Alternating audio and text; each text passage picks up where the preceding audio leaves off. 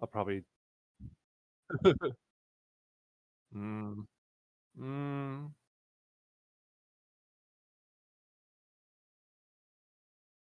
how about, like, the later end of it? H. Cool. Yeah, Doom, I don't know if you can hear me, but this happened the last time you tried to join this. Same thing. Oh, okay, well, he couldn't hear me.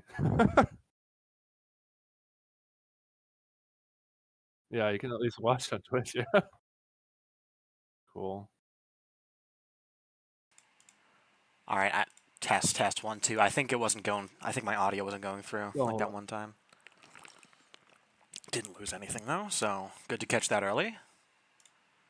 my good volume and stream. Alex asks, is visual content going to be broadcast to Twitch, or is it just being the same audio? Typically, it's audio only. If there is something that I have to show, then I will switch over to that on Twitch, and I will stream it here on Discord. But typically speaking, we only have audio to show off, or nothing visual to show off. Doom says Twitch audio is okay. All right, cool. Alright, cool. We have a GIF of a ping. Typical. We have Lewis saying stinky in Twitch chat. Right, because to show that super secret project you've kept in the back burner since 2014. Which one? Yeah, you're going to need to be more specific. Otherwise, we can't really get into that. And if you can't be more specific, that's a good thing, because that means it has been kept a good secret. All right, we'll give it another few minutes.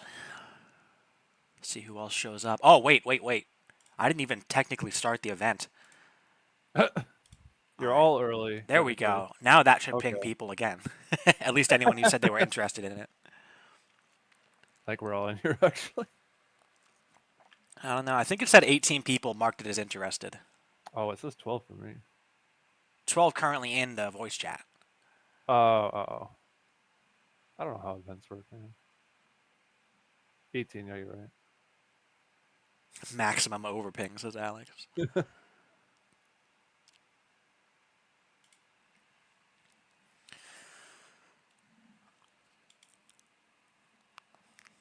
Give it another minute here. What's on the agenda today? Whatever people ask. There is something that we have that is probably worth announcing today, seeing as how we are less than a month away from the next update. We are currently 3 weeks away from the planned next update. Rob asked, are you going to speak about the trailer? I wasn't there last time. Yes, we do have some things. Yeah, Saw can talk about the trailer.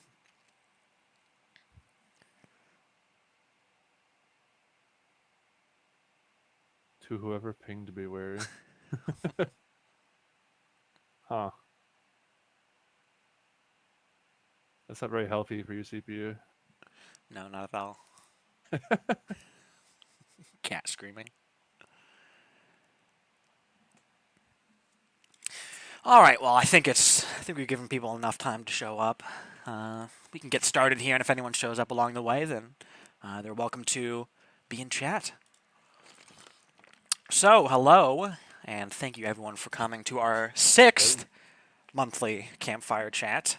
As I noted, we are now half a year into doing these, and I don't see them slowing down anytime soon. So, here's to getting to a full year at some point. We got Warp Core with us today, too. Oh, yes, we do.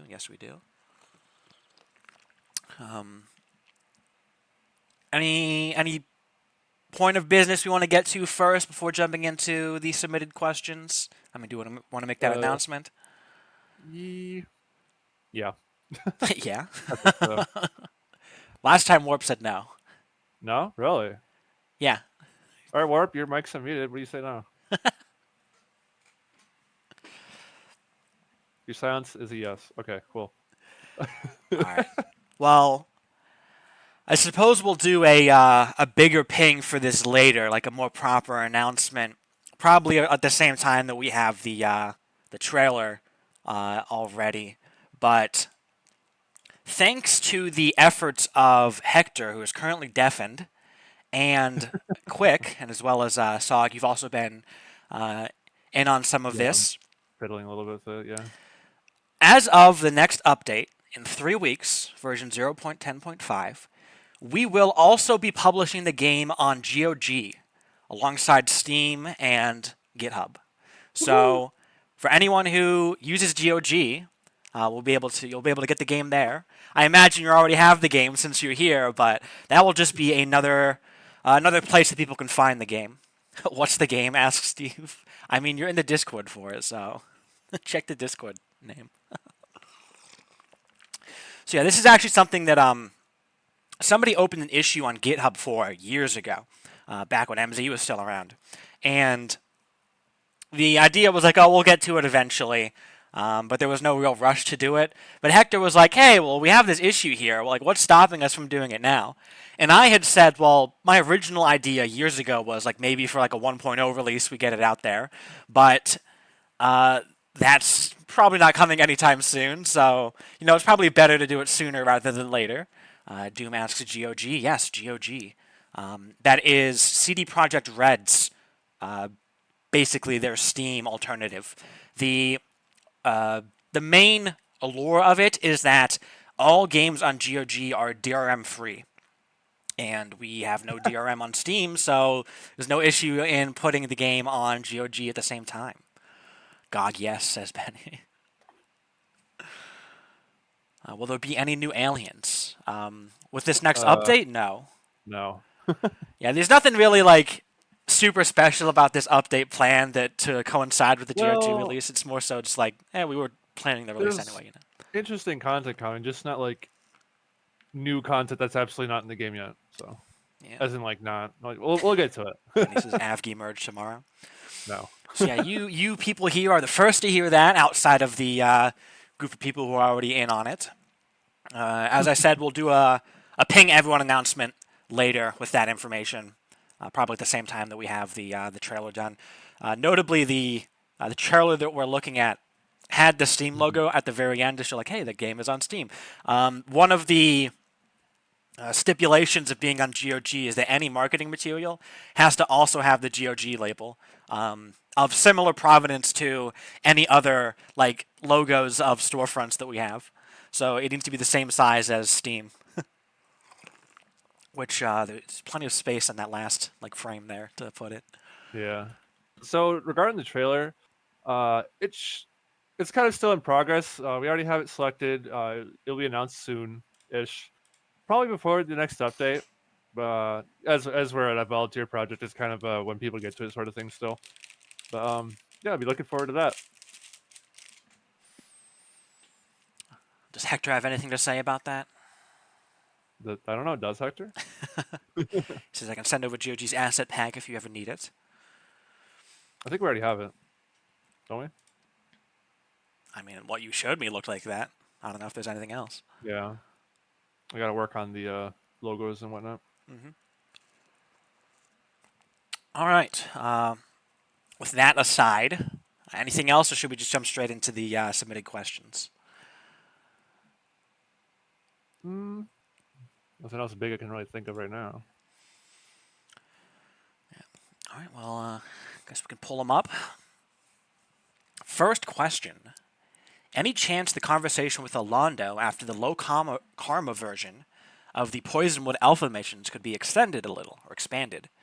The current ones don't really fit with the situation. I feel like you should have more options to talk with him about it. Well, I don't think there's been any specific ideas around changing that up, but I do know that I mean I reworked parts of the introduction and starting chapter of the campaign.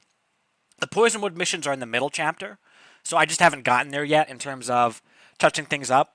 But I did have some ideas of how to tweak that. I think one of the big things is that Alondo isn't really the type of guy to make that call, I feel. Like, I think it is the case that he says, oh, like the council kind of said, like, hey, this is how we should do this since we have no other option.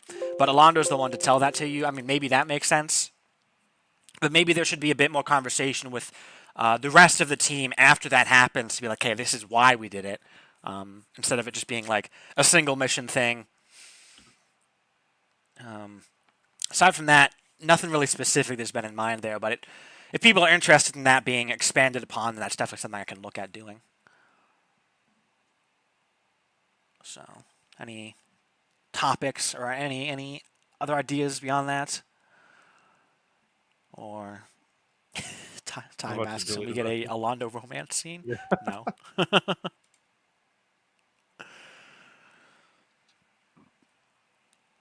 The next huge update? Benny says, I see what you mean. It's the same as the normal Poisonwood conversation with the Navy. And Doom says, the conversation in question is the same, whichever branch you did, Lamau. Yeah, after the mission finishes, from there on out, like, it doesn't even matter which one you did. Like, everything else happens the same, except for what happened within that string of missions. That's one of those things I definitely want to expand upon with my additions to the Free Worlds campaign. I want the choices to matter a lot more. Instead of it being like even when you attack Green Rock, rather, I tried to add a bit more to the whole situation of attacking Green Rock, and I added a few missions after that point that you now are a part of, and there is some discussion there of like, hey, like you really shouldn't have done this. So there is a bit of back and forth there on it. And I think at one point, originally, when the end of the start chapter is either you help Thule and Smuggler's Den, or you attacked Green Rock and got suspended from the Free Worlds.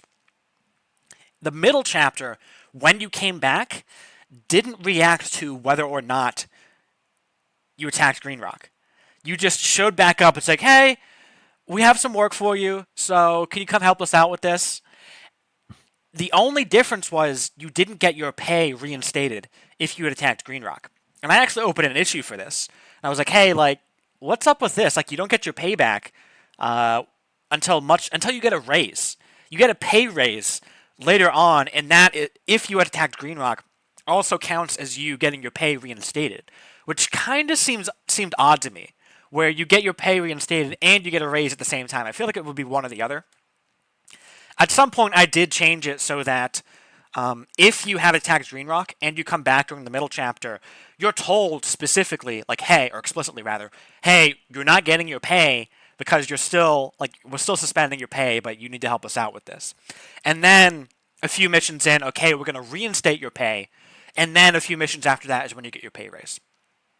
So there's a bit more of a progression back into the story after having been suspended from the Free Worlds. I do still want to expand upon that a bit more. But that's the type of thing I want to add to where whichever choice you made does actually impact what happens further along. And with Poisonwood, it should be the same thing. Like, whether the Navy helped out or not, that should really be changing some things. That should be changing how people react to situations. If you blew up that building or that warehouse on Poisonwood, then I imagine that the situations, like the discussions with the pirate planets, are going to go a bit differently. Kind of the same situation where if you attacked Green Rock, your conversation with Bloodsea goes a bit differently. So that should definitely be one of those things that is expanded upon. It is kind of just a question of how.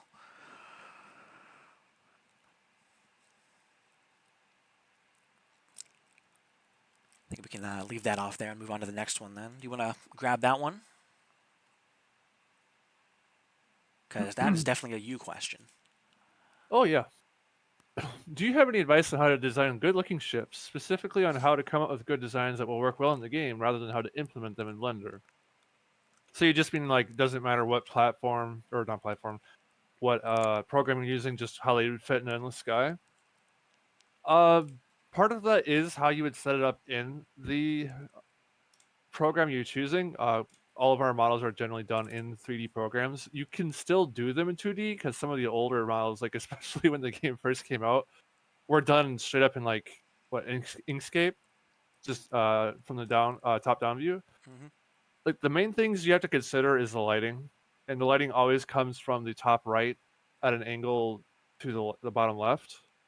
Um, Other than that, the main thing you should probably keep in mind is the detail level of what you're making, and obviously the shading with the lighting. The big thing is the lighting, but otherwise the detail levels, like make sure smaller ships don't have as much detail on them. Meanwhile, larger ones have a bit more. Not like everywhere to make sure it's kind of like scattered about. Don't just make one big ship with like a billion little greebles on it.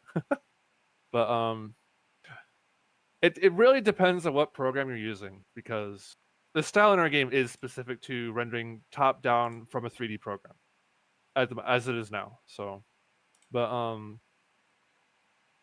are you saying if you're saying good designs as in like how they look, not how they're rendered out? That's a bit more freeform, because like you could be making something for aliens and it really doesn't matter what it looks like so long as like the lighting is good and all that. If you're making something for humans, that's a little different. You kind of have to get a little bit more in that blocky style that they are right now. But there is a few different like faction looks in human space, like especially like if you take a look at Terrazed versus like the North, like Beetlejuice, like they're very different. So there's no real like one answer to this question. It really depends on what you're working in. But as a place to start, just make sure you have your lighting, your lighting and your shading similar. Because good-looking ships is somewhat subjective. Yeah, it's kind of a broad question. I feel like the best I could say is like, well, just kind of emulate what you already see in the game Yeah, the best thing to and do. Yeah. When I post what first you started, have for feedback. sorry. So, Yeah, go ahead. when I first started making models for the game, like way back when, the first thing I did was like yoinked half of them out of Blender assets. I was like, okay, this is how this is done, or this is how it looks, or I'll look at it in GIMP and be like, okay, this is what it looks like after post. So the best thing to do is just kind of take something that already exists and try to mimic it. Mm-hmm. I'm not too big on making Blender models, but when I have done stuff, I just like take pieces of existing ships and throw them Yeah, together in a you different shove way. pieces together. Yeah. You do what's it called? Splicing, except with Blender, Mm-hmm. Mm-hmm. which can work. Like people do that for plugins all the time, and sometimes it looks like it just goes straight in the middle of vanilla. So Yeah, because especially if you're grabbing ships from the same shipyard, the intention yeah, with ships of the same shipyard is they should all look like they came from the same source.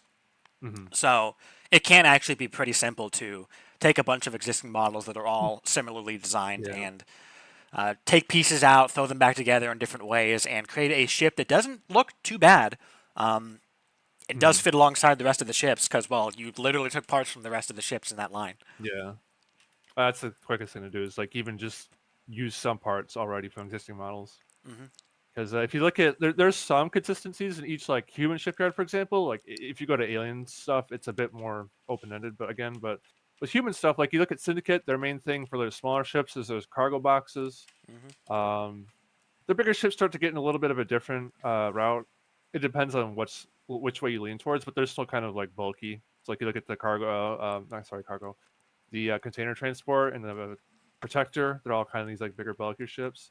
You look at the north, and you get things like the I'm not gonna say Beetlejuice yet, but you get things like the Headhunter and the Corvette, which look a lot more slim.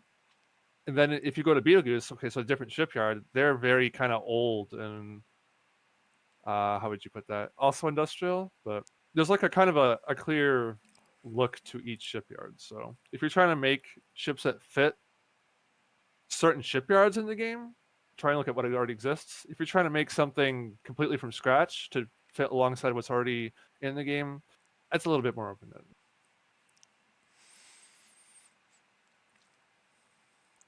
But hopefully that answers it somewhat. Yeah. Yeah, and Warp has posted some links to Yeah, yeah. some blog posts and comments that MZ has made on creating ships. Oh yeah. You can see that a lot of, especially in that second one, the timeline of ship graphics, the early ships that, as Sog mentioned, the early ships that MZ made, they look very flat. That's because Mhm. they're literally just 2D images. They're made in Inkscape, which is a vector graphics program. So if you look at this list with the MZ ships, most of these are actually still in the game. The ones that aren't are the ones that are 2D images. I just Like, realized something. what's that? Is this pulling from the repository? I think these images are pulling from the Oh, is repository it? I because think it is. look at Yeah, Jan 15, Jan 2015. That pug ship, that's that is Becca's. not Yeah, MZ's pug ship. That's yeah. Okay. Becca's. All right. Wait a So minute. we might wanna dig back into the archives and grab the old images Yeah. and put them here I mean, because if you really are interested, go to like the first it's release of the technically a game. false timeline now. The first release of the game has all of the Same with the Argosy. yeah, the Argosy Becca's. Hmm. Um, I think the Firebird is the newer one too. That's the newer one. The older one looked different than that. Yeah, is that Raider different too? Yeah, the Raiders, the old PNG one, because it's not named that anymore. Yeah. All right. Well, that's a discovery. False advertising over here. Betty says, Look "Wow, I up didn't know on- MZ was so good at modeling back then." Is this a joke? Yeah. Historical revisionism, says Doom. Here, you know what? I'm gonna go grab. I have a folder, or I have a folder. I'm pretty sure. Where is it? Yeah, I downloaded because the other day I was kind of looking at the oldest assets out of curiosity because I guess this is kind of a spoiler. Want to bring back one of them, but if you look at like okay, here's the old Hawk. I'm gonna throw it into. Stream might not see that. You can always go into the oldest update, but that's the old Hawk, and this is the old Infolta. And I believe wasn't this supposed to be the old Pug ship? I have no idea. It's called the Lightning. I thought it was supposed to be a Korg ship too, but but yeah. Can't say I've ever actually seen that. Yeah.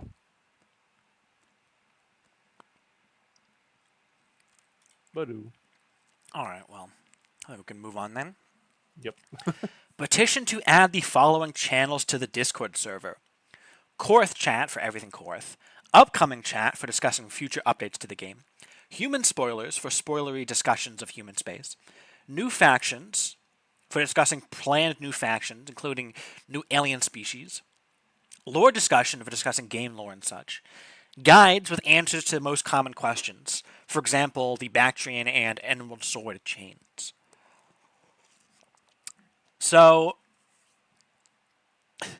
I will note that a lot of people complain about the number of rooms we have now already. Yeah. I feel like we haven't had too many complaints about that recently, but in the past, there's been a lot of discussion of, oh, we have too many rooms in the Discord server. So we do try to be selective with the rooms that we add. Mm-hmm. That being said, Korth chat, definitely going to add that at some point. But the rest of these, I feel like are kind of already covered by like Endless Sky Chat. Yeah. Like upcoming Especially discussions, that usually happens in like content creating. content creating, yeah. New factions, that's also a content creating thing. Lore discussion and guides, that's more the Endless Guide Chat. Or if you have if you want guides for early stuff, just go to beginner chat. Mm-hmm. So the only one here that, aside from those, that might also work as human spoilers, because the current human chat is in the chat/help section, not in the spoiler zone. But It's also like at that half point, kind of also kind of covered by Endless Guide Endless Chat. Sky Chat, yeah. So I imagine we won't be adding all of those. Alex's human chat is dead. Then use it.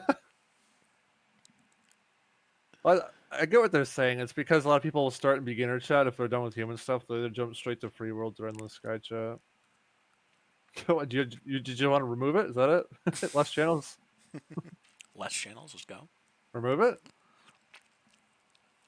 Yeah, and Hector said if we wanted a guide section, GitHub Wiki would probably be a better place for that. Yeah. GitHub or on Steam, a Yeah, link there are to also plenty of people GitHub. who actually do make guides on Steam. Yeah. There is a whole guide section on Steam on the community hub. Probably needs to be updated for some things, but Yeah, be careful with the release dates on some of those. the Bactrian one's probably out of date. I do see people still making those though. So. Mm-hmm. I mean, it's usually capture chorus ships, but everything changes. Doom says the spoiler humans prefer to be known as Remnant and are discussing the Amber Waste chat. Would there be a Republic chat when Republic campaign is out though? Yeah. I don't know. We have a Free Worlds chat, so we'd probably in that same category put Republic or Syndicate. Mm-hmm. All right. Yeah. Next question. Any hopes of seeing Shields Up factions getting canonized? Mostly concerning the extra Korth planets, the Quark homeworld, the Pug world, and the High Absconded faction. No.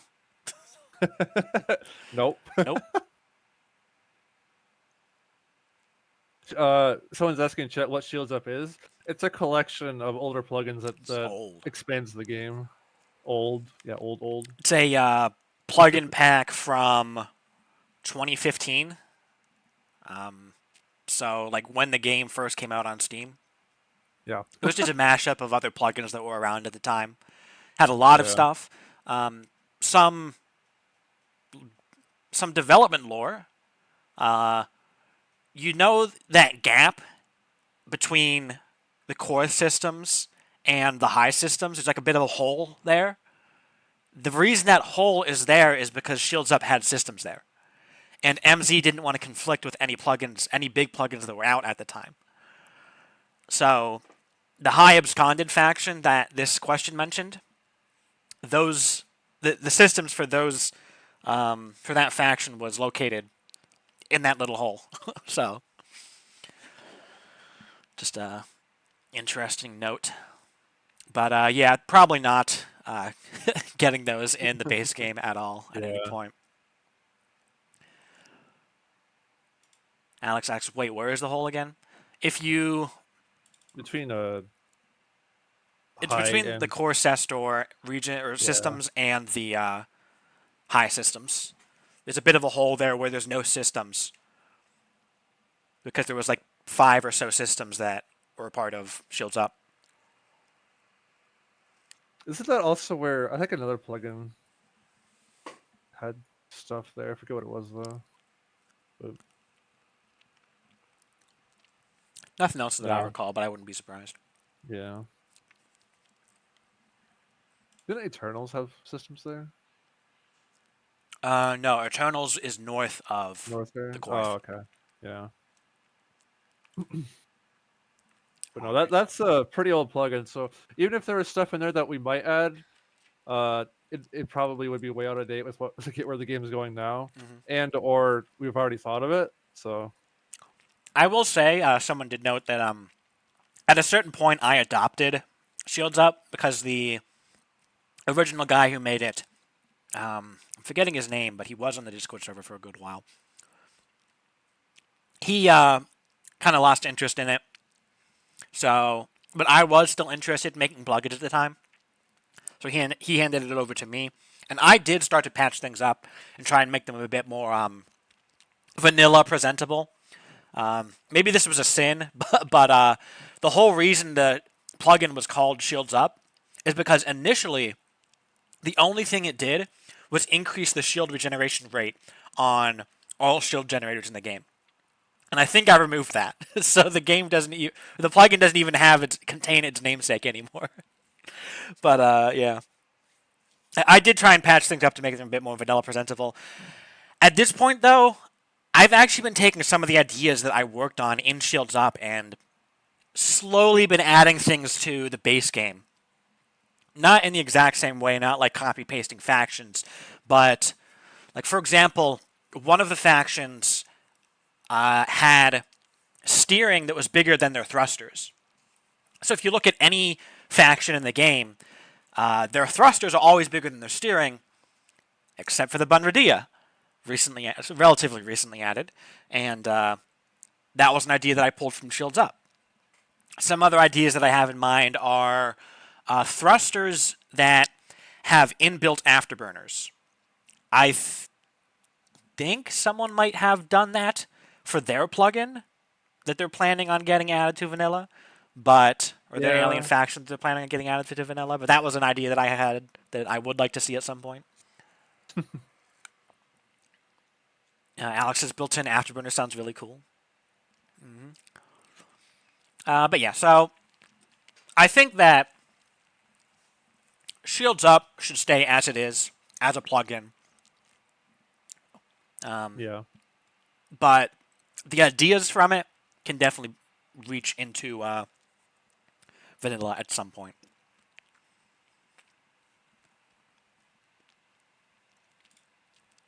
Lomaria asks, is the Endless Sky fandom wiki considered out of date? Is it still considered a good source of information on Endless Sky? Well, it's only as good as whoever is writing the articles are. So it's usually Korriban. Korriban usually updates it every new update. If it's not continuous, it's not updated. But if it's live, it's usually updated. But if not, sometimes it takes a minute because it does take a lot of effort. I remember when I first got the Gegno into the game, I went through and did most of that myself, but it takes a minute. It's a volunteer project anyway, so. All right. Next question. Any future content in the Pleiades? What about humans researching Tier 1 Pug tech? So for the first part of this, I don't think we're going to be adding anything new to the Pleiades at any point. Yeah. It's kind of meant to be like the end game scenario for the human campaign, so. Yeah, it's intended to be a dead end. Yeah. So I really don't see us adding anything new to that. Or a red herring, if you want to think of it that way. Yeah. As far as humans researching Tier 1 Pug tech, that is planned. I do want to have that become a story point at some point, because if you recall from the end of the Freeworlds campaign, the Pug do leave behind a bunch of technology for the humans to pick at. And I would like that technology that they left behind to come into play at some point in some future storyline. One of the ideas I had was like Freya and the Syndicate and somebody from the Republic side all getting together and reverse engineering something or unlocking some knowledge about the Pug tech that's left behind to develop new technology that potentially pushes humanity ahead in some sense. Hector says, with every update, we add another invisible and inaccessible Pug system to the Pleiades. Pocket dimension.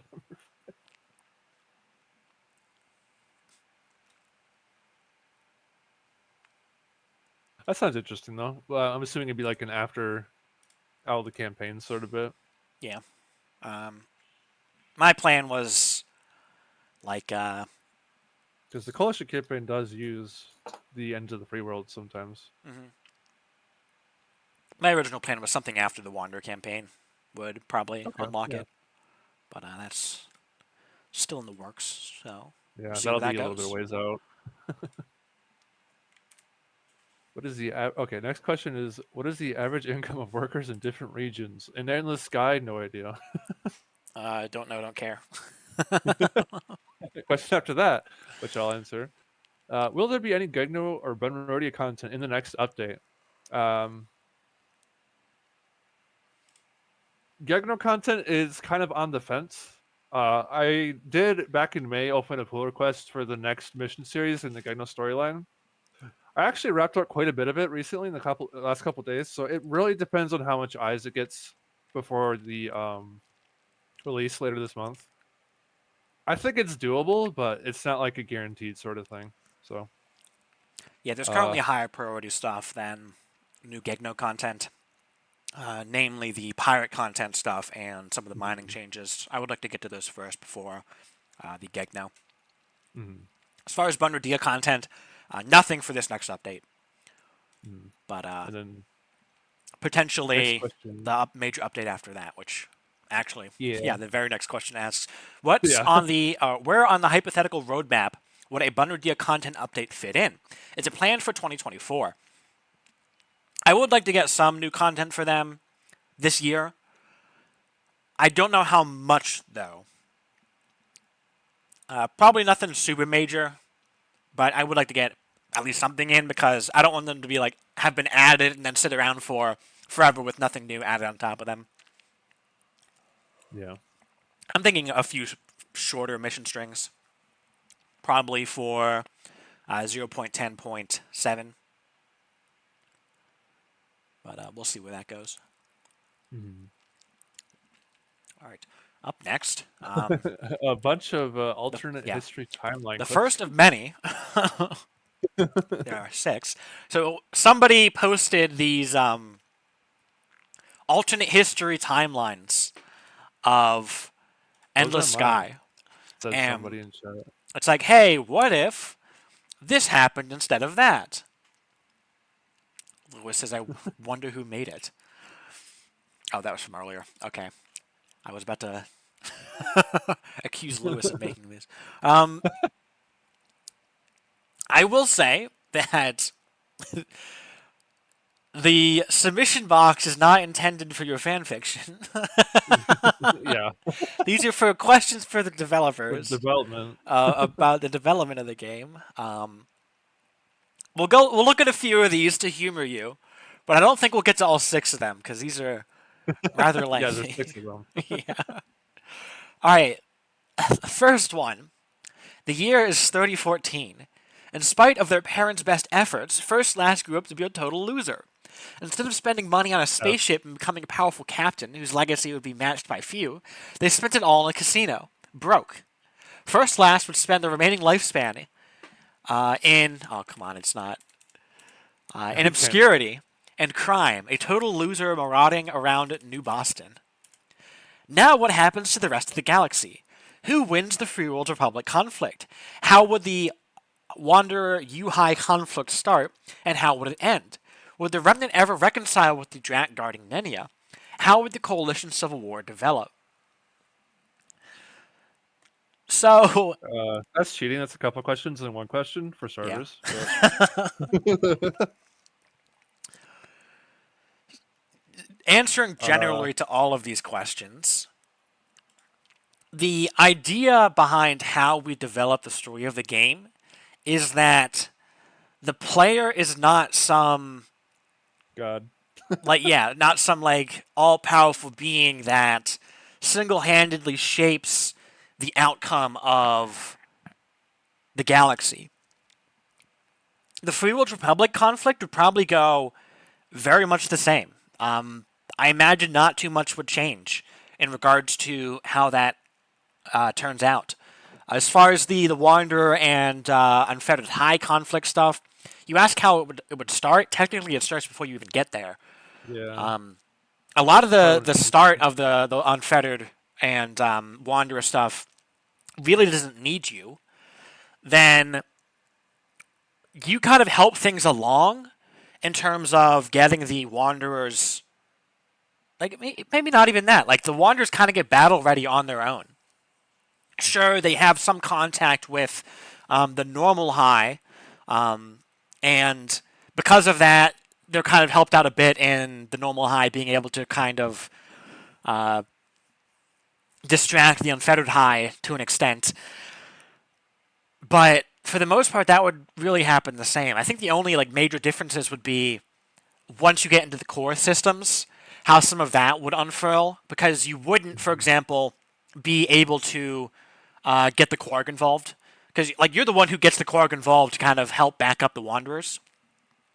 I imagine that that wouldn't be an issue or that wouldn't even happen if the player wasn't there. Another thing is that you try and track down the source of the jump drives that the Unfettered are getting. That probably wouldn't end up happening, which also means that the Alphas would still be on Avalon, is it? They would probably still just be chilling there. They wouldn't... so there is actually a question of whether the alphas would have attacked the far north with the Cestor ships if not for the fact that you discovered them and got the Navy involved to try and take them all out. If you're not in the picture, that means the Navy never finds them. No one ever finds them. They just keep selling stuff to the Unfettered until eventually the Wanderers all leave their current region of space and all flow into the core systems, and then the Unfettered will take over the Wanderer systems, but that's going to happen anyway. And the only change is the Alphas aren't involved now too much. Like, yeah, they were behind the scenes helping the Unfettered, but I don't imagine the Alphas would then be like, all right, now's our chance to grab the Cestor and take over everything. So Unfettered campaign, not Unfettered campaign, Wanderer campaign wouldn't change, probably. Yeah. As far as the Remnant, I imagine eventually things would probably turn out the same way. Coalition Civil War, that's more Iraqi's topic, but I imagine too, like the players' involvement isn't too crazy in terms of changing how things turn out. So realistically, not too much would change, because the player isn't intended to be somebody who, like, sure, in small ways you do cause things to go one way or the other, but there were only two ways things could go anyway. So one of those ways is going to be chosen without you. Mm-hmm. For Coalition, I mean, I think Iraqi would be better at answering this, but I kind of feel like the Coalition's not so much the player deciding how it ends up, but like it's more. I think both routes would have their own ending, because like one's based on the fact that the Helix take over more. Correct me if I'm wrong, Iraqi in chat, and the other one's based on if the core end up helping out the Lunarium, I believe. I'm waiting for him to type in chat, but the question was, would the Coalition Civil War develop? How would it develop without the player? And I think it probably wouldn't change significantly. It would still go down the route of whichever storyline is like the one you choose to ask this question for. It's like if the core get involved again, they probably fight the Coalition, and maybe the Helix fight them off. I don't know. We'll see what Raki says. Probably a toss-up of whatever ending would happen anyway with the player, yeah. Yeah, see, it'd be kind of like the player's involved in what's happening, but whichever route is like when you're asking this question for would still probably end up the way it's going to be written to end up. So all these questions are basically they wouldn't change much. So yeah, there you go. Part 2. I just skimmed the third one. All right, yeah. We'll just do the first three, okay? This the second one. The year is 30XX.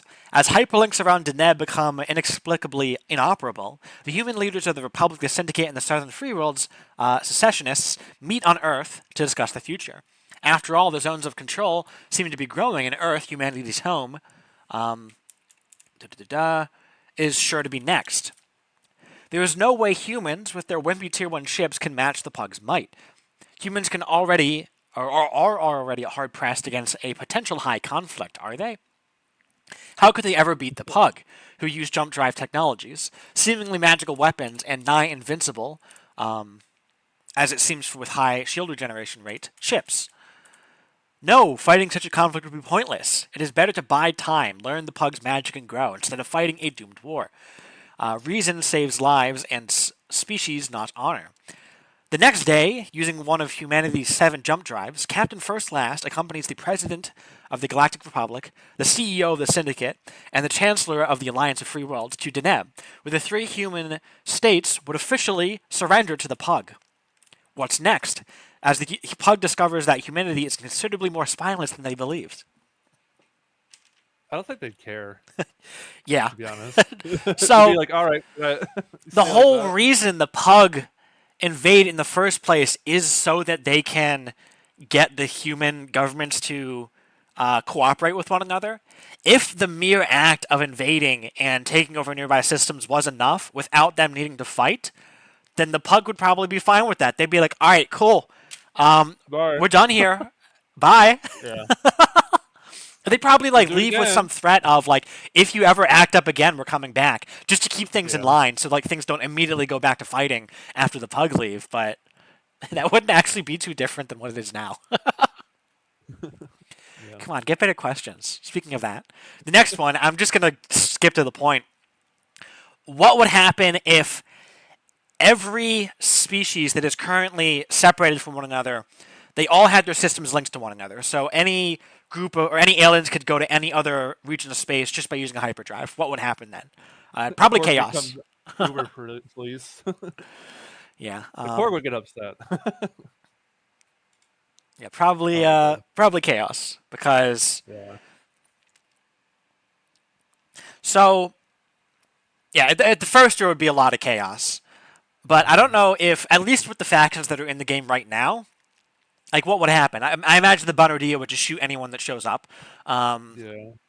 The Korth Okay. Automata would probably still be just like killing each other. I don't imagine they would start Yeah. spreading out too much because they're, Yeah. even within the core systems, they're generally kind of Evenly isolated matched. in their own regions. Yeah. Of course, they're probably radio one for like materials and food and everything and whatnot. And since their technology is higher, they probably take over more things. Yeah, the Korth would start Uh, trying to expand. Same thing with the U-High. Yeah, Unfettered would try to expand, most likely. Yeah. But they're already, Wanderers in will some sense, basically use. isolated by like the systems that are around them. Because Yeah. what are the Korth? What would the Korth Yeah. be expanding into? Humanity. That so you'd have a Space. flashpoint there. But I imagine that the Yeah. Klarg would very quickly try to step in. Or I'd be like, yo. Yeah, like, oh, what the heck? The Wanderer space probably wouldn't change much because it'd still be the U-High coming in and then be like, please stop. If anything, the Pug would probably step in and be like, don't hurt the Wanderers. Lewis says, oh crap, the Kahet. Yeah, the guy would just shoot at anything that moves, I guess.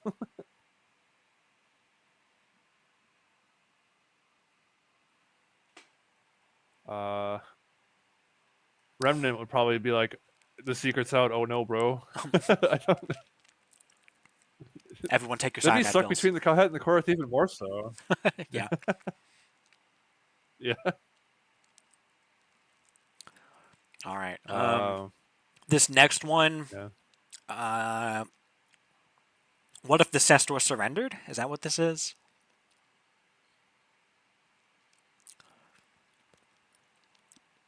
For the Pug in. Oh, what happens in this for the Pug intervention just never happened? Oh, you're looking at number 4. Sorry. What? There's 2 that are labeled number 4. So there's actually 7. Yeah. You messed up.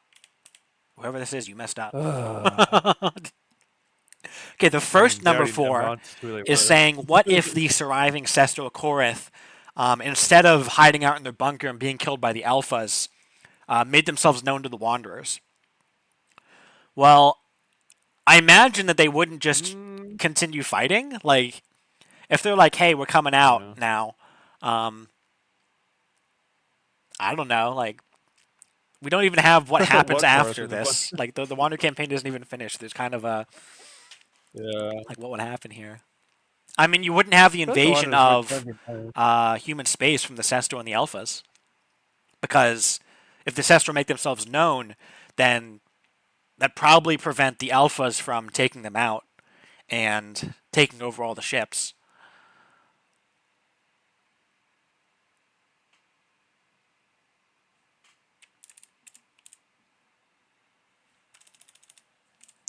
But yeah, I don't exactly know what would happen with that. Araki says, what Korth in the bunker? Shaking my head. Doom says writing fanfiction is easier than counting. Proven.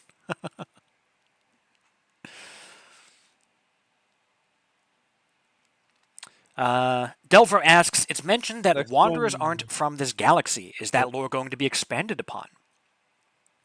And Benny says, depends on the direction some people take when writing it. The thing is, like, what is there to expand upon? I feel like the idea of the Wanderers are extragalactic, like, kind of already... Like, that's just a point to have there be a rift between the Quarg and the Wanderers. Are you thinking expand upon in terms of, like, would we ever see where they came from? Probably not. No. Benny says, let's explore Andromeda. Something that we want to do is keep the game's story entirely focused on the Milky Way. The game's story is all about humans who are in the Milky Way. Well, you're human who's in the Milky Way. All the factions you interact with are in the Milky Way. Sure, we have some factions from outside of the Milky Way, but hey, they're on our turf. So I feel like if we tried to expand things to other galaxies, that would really start to have the story run away from us. Maybe at some point way in the future, but not right now or anytime soon. Some people often ask, like, will the Drac be expanded upon or the Pug be expanded on? But kind of the purpose of them not be expanded upon is to keep them mysterious and have, like, kind of like a try and guess what's going on with them, but you never truly know. Like, there's reasons to not explain something. Mm-hmm. And the Wanderer's origin is one of those. Yeah, we'll definitely get more backstory behind some of these things in the future, but it won't be like super. It won't be a big focus, I feel. Here's A to B to C. Here's where they started. So.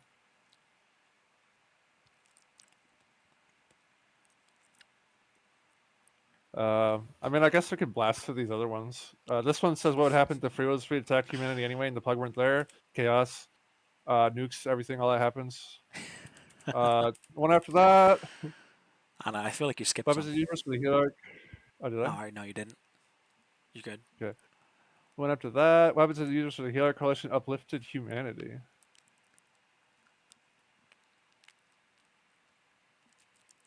I actually should read that then. I don't know. They'd be part of the coalition. Probably, yeah. And if they didn't agree to it right away, the coalition might be like, okay, now you're part of us anyway. For what the Heliarchs are presented as, you don't really get an option. I mean, maybe not. Maybe not. All right, let's see what Araki says. He's typing. I don't know. Let me just copy paste all of these into chat for anybody to look at. Because why not? We'll give you the whole, because we're kind of skimming over these. But if anybody wants to like actually talk about these, go ahead.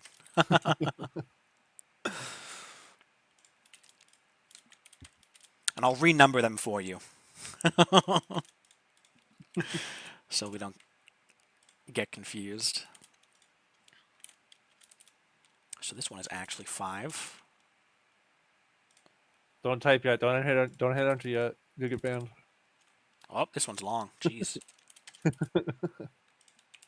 Yeah. Oh, I'm over the character limit. Oh no. It's the spaces. There we go.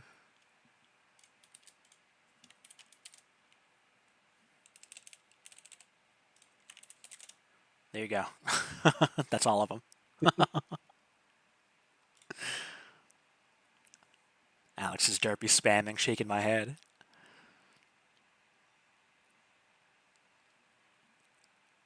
So you guys can continue to discuss those in your own time if you want. We'll just skip over the rest of them.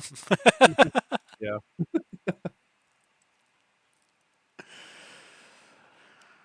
You can talk about your own. We'll make an alternate history room for that person who asked to add more rooms. No. Don't give him ideas. No.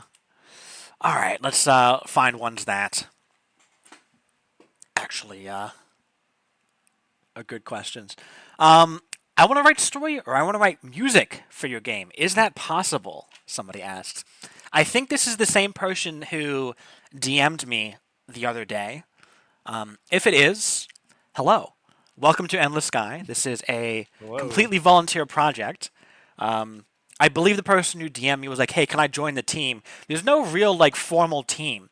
It's just, are you contributing to the game? And if so, then hey, you're one of the game's contributors. You're getting the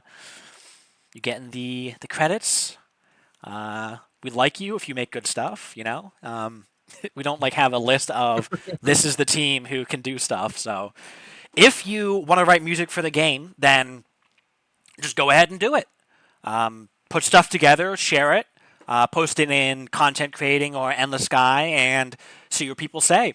We have had a few people over the years who have created tracks for the game. One of the big things is that, at least at the moment, the only music we can play in the game is ambient tracks that play when you're in a system or a planet. But thanks to Sam, Sam is actually putting together a system that can go through a playlist of songs where a playlist is made up of a series of tracks, and a playlist can have certain conditions or locations that it can occur in. And I think each track has an idle version, a combat version, so it'll mix into the combat version if you're in combat. And there was a third one that I'm forgetting off the top of my head. But the main thing with music isn't really if we have people to make any. It's at the moment it's more so do we have the systems set up to even play music in the game. So I will more on that to say, come in the future because I am actually reviewing Sam's pull request. I will say if you're going to make music for the game, it'd be a good idea to kind of, if you already haven't done so, learn about the lore of each faction, each area of space. Because if you want to make music for like different spots in the game, it's a good idea to kind of make sure it's appropriate for those places. It's like if you're in like the Ember Waste, you wouldn't have like this upbeat techno music. You'd probably have something a little bit like eerie or calmer. So before like straight up just kind of making stuff, like go ahead and play around with it. Maybe even make some plugins with it. But if you want to make music for like the vanilla game itself, it'd be a good idea to kind of like get into contact with people who work on the faction deals area, or just show what you have, and you'll get some suggestions as to what direction it should lean towards. So like humans are a bit more general. You have the wanderers, or the extragalactic bird people. You got the squirrels. You got, I mean, it's not always going to be animal based, but there's probably going to be a certain generalized tone to what the music should be in certain faction spaces. So Yeah, we really haven't outlined like at we the haven't really moment gotten to what that yet. what we want. Yeah, what we want out of the Yeah. out of a soundtrack. Something I've Yeah. talked about is, or actually backing up, MZ didn't add music to the game because his idea was no music that we add could be better than whatever somebody just wants to listen to on their own. But I feel You like can always do adding, that. like a game having its own soundtrack can actually add to the game. The music you listen to on your own time while you're playing the game, that's like it's very I'm looking for a word here. It's very separate from the game. Like it's just your music that you listen to, and you just so happen to be playing the game at the same time. And you can always mute it too in game. Yeah, So yeah. I mean, yes, you can still like mute the in-game music and listen to your own listen to stuff. your own. But I Yeah. do feel like a So lot of people would be interested in having the game have its own like a soundtrack. Yeah, Alex says at least yeah. add an epic title screen music. Yeah, I think title screen music is at the very least something we should have. Yeah. Hector Something we says that's a want. major Yeah. MZL. um, but what I'm imagining out of a Endless Guide soundtrack is something more akin to how Minecraft does its music, where the songs can just like randomly show up. Then it'll play for a few minutes, then it'll stop, and you'll have silence for another like extended period of time, and then another song will randomly start playing. I don't want it to be like music all the time. Like the whole time. Yeah, Yeah. yeah. Because this just isn't really that type of game. Now maybe during combat sequences we could have music be a lot more likely to show up, but even then, Mhm. I feel like most combat should just not have any music behind it. Yeah. Yeah, Some Hector games says do the Doom opposite. OST for Endless Sky. Like I don't think, yeah, I don't think we're gonna go down the Doom Yeah. route of So, of music. some games have tracks that come up, like the same track that comes up every time you get engaged in combat. That might get old very fast, so I would like to at least avoid that.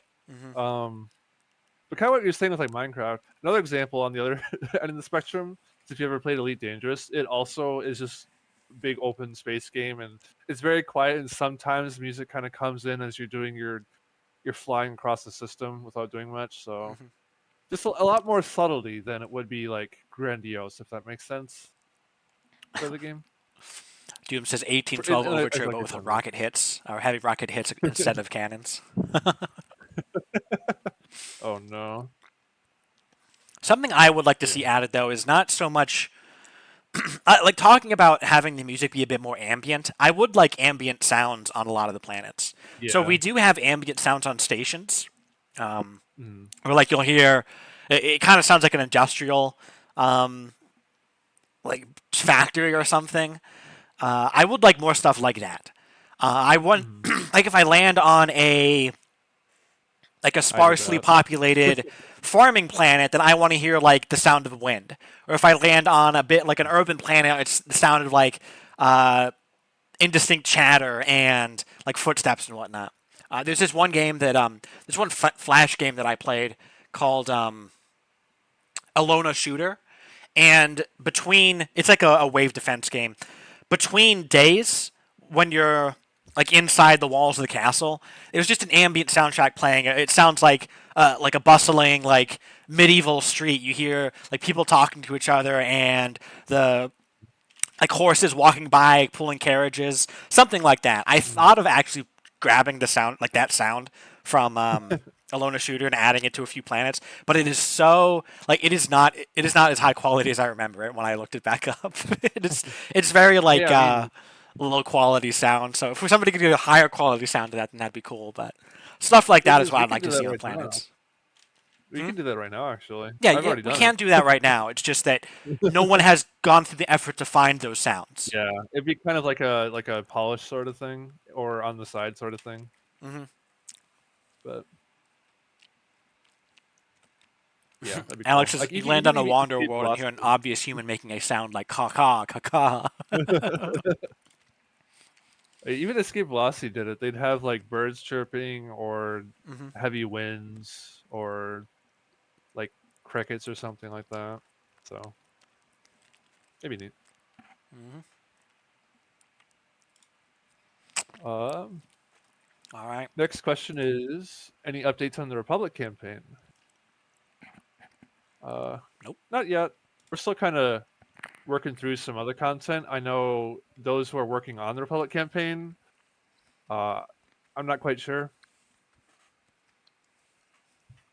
but for um for what it's worth, we're still kind of setting up some other content. So like we're still kind of enhancing the Free Worlds campaign. We're kind of setting up some pirate campaign, which will also help with writing the Republic campaign content. And as Warp says, something you can do is you can go to the sibling server channel in our Discord and hop over to the Republic campaign server and talk to the people over there.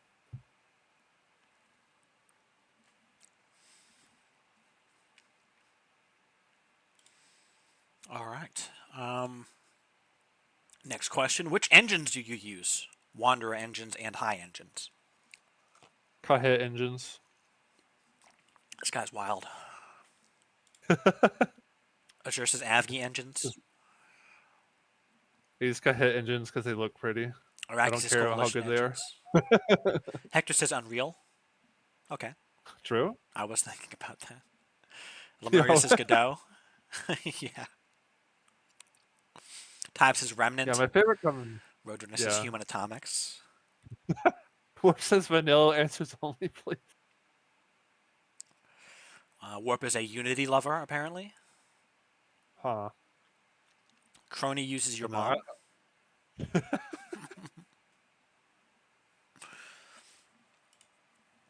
So we there's got a few God. answers.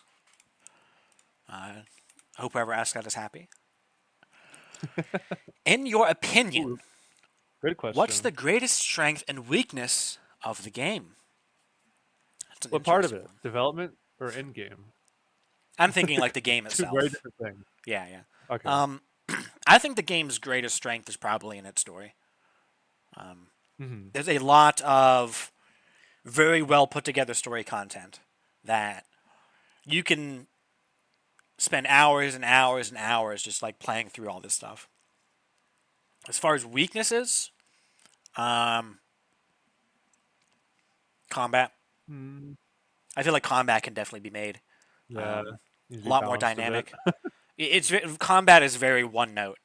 Very get bigger ship, unga bunga, fly directly at target, hold space, or whatever your fire key is. Um, Hector says strength is ship customization, weakness is balance. All right. Anyone else have any ideas? I would like to actually hear. Saturnalia says weakness. There's no limitation, no difficulty. I've seen So there's no Yeah, I've limit on seen. how big your fleet can be, is what you're saying. Yeah, And since there's that's what I no was. limit on how big your fleet can be, there's no difficulty in combat because you can just buy more ships. So yeah, that is something that I would like to look at. Mhm. Um, remove drags, as usual. No. No. Assure's greatest strength, it's realism. Greatest weakness, it's unrealistic economy. Um, Steve says you should allow the addition of additional armor to ships. There's a reason why we don't. It's because it's extremely difficult to balance.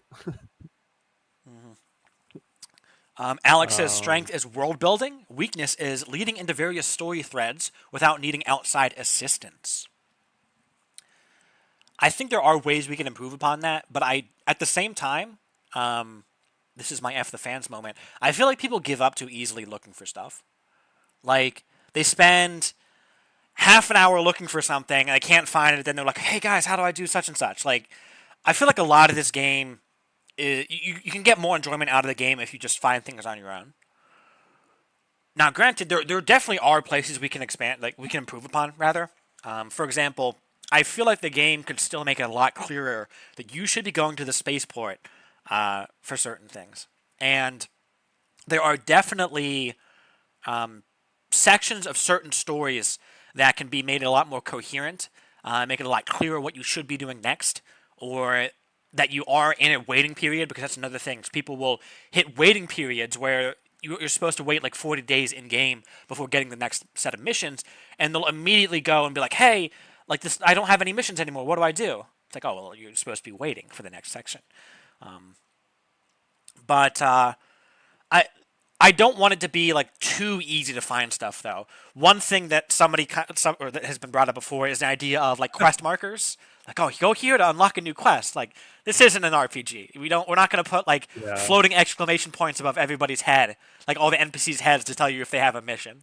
There is supposed to be a degree of you are a character in this like real world, which it follows it kind of follows rules of real life, where like nobody's gonna come to you and be like, I have a quest, would you like to accept it, you know or nobody's gonna stand Some around and people you're have able to tell from a also distance. some Go ahead. people have also been asking the same thing with like showing the exact value of your reputations with governments, and the same thing kind of applies. Um, I don't think we'd show that you have exactly 13 rep points with so and so, and the mission needs to you need to have 14 rep points with them, or if you lose negative point one, you can't take this, or so. Doom says no, It's kind no, of more the just exclamation mark over the NPC's head means they've seen you. This is now a stealth game. battle. You have to battle them now. They locked eyes with you. Pokemon moment. Yeah. All right. Doom says greatest strength, all the story content that's finished. Greatest weakness, all the story content that's unfinished. Anyone else have any strengths and weaknesses they want to talk about?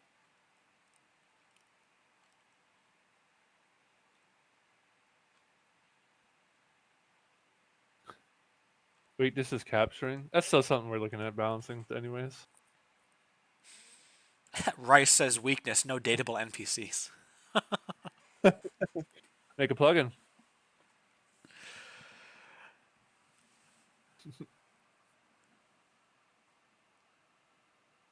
All right. I'm not writing that plugin. All right, though. There's your answer.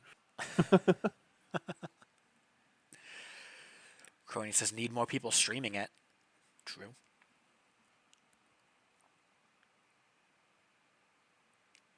Hector says I wouldn't call it its greatest strength, but Endless Sky is incredibly atmospheric. I feel like that kind of goes along with the whole world building idea too that somebody mentioned. Yeah, yeah. Steve says greatest strength. Navy is respected. Greatest weakness. Navy loses to rebels with much weaker ships. There's reasons for that. The Navy is spread thin. The Free Worlds has only so many places where it can be attacked from. They're a lot more concentrated. Doom says, I mean, obvious joke aside, the story that's there is incredibly great, but it is somewhat of a weakness that all but one of the major storylines cut off halfway through because the ending isn't written yet. Yeah. Korban says, greatest strength, community development. Greatest weakness, community development. Yep, that is, it's definitely one of those ones that can kind of go back and forth.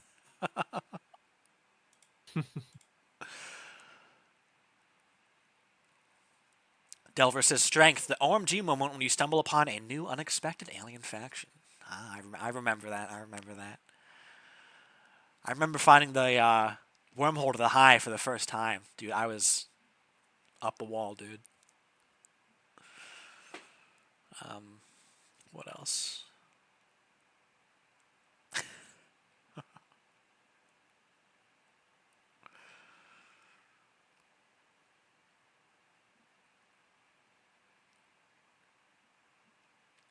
Warp says, was that before or after you found the story?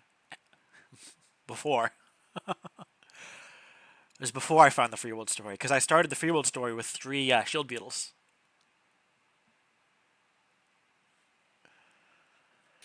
Hurl says, I remember finding Ember Waste for the first time. That's even more incredible, I think.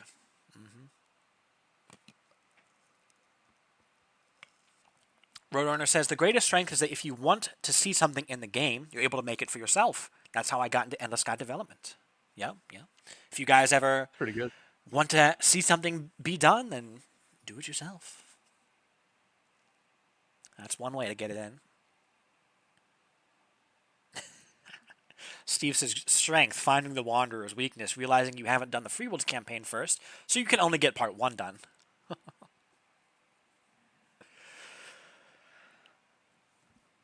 Alright, I think that's enough strength and weaknesses then. Alright, on to the next question. I did see that Roadrunner asked this in chat on Discord, or asked about this, and there were a few other mentions of this. What needs to be done to merge High Reveal? It seems kind of stalled out. Big topic, honestly. Let me find... Warp actually wrote a response to this that I think sounds good. He says, its plot needs to be improved to a state where the developers actually think it's good, and then the presentation of the story, and then the presentation of that story needs to be improved and adjusted to better fit the game. Kind of bungled that there. I'll just copy paste his response, unless he yells at me not to. I mean, I read it out anyway. Haha. Currently, Gray is on a bit of a hiatus, to my understanding. So, because of that, things are a bit slower. But, as with Warp's response there's a lot of aspects to High Reveal right now that we feel could be improved upon. And there's also a few aspects where we feel they're not super fitting for the direction of the game and its story. I don't know how into specifics we want to get with that, because there's a lot that we've done behind the scenes. We've met with Gray a few times to talk these things over, and we have a document that's had a bit of back and forth on it on how we can rework parts of the story. The main thing is that we just want to have something that we can be happy with and that Gray can be happy with at the same time. I think I'll leave it there. So that's still just being worked on.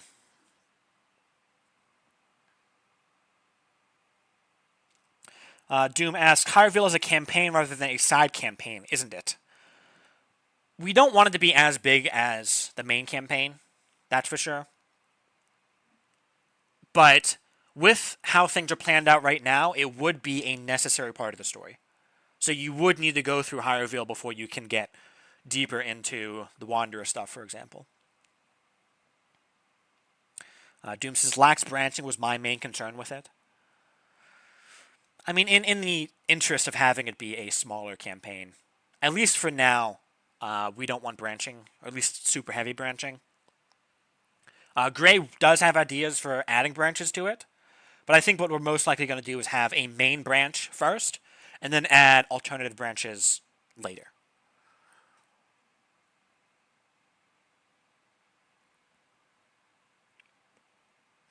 Alex says that seems unfair. Other campaigns have to be shorter than the main campaign. Why is the human campaign even considered main? It should just be considered the first. We're not saying that all other campaigns should be shorter than the main campaign. I just said that High Reveal should be shorter than the main campaign. The Wander campaign is going to be as big as the main campaign. And it's the main campaign, sure, because it's, I mean, maybe main or first, you can argue that back and forth, but I would say it's the main because it's the human campaign. It's it's where the story really takes off. Everything else is kind of goes on from that. Yeah, Warp says one of the things that High Reveal was supposed to do was to tie up all of the potential endings from the main campaign. Having much more branching within it seems to defeat the purpose of defeat that purpose if the branches are going to end up in different places. Yeah, we want so right now there is already differences between Free World's Checkmate and Free World's Reconciliation that the Wanderer campaign doesn't actually patch up very well. For example, in Free World's Checkmate, you don't end off with a good relationship with Danforth. You don't really meet with him that much. You meet with him a lot more in the Reconciliation campaign.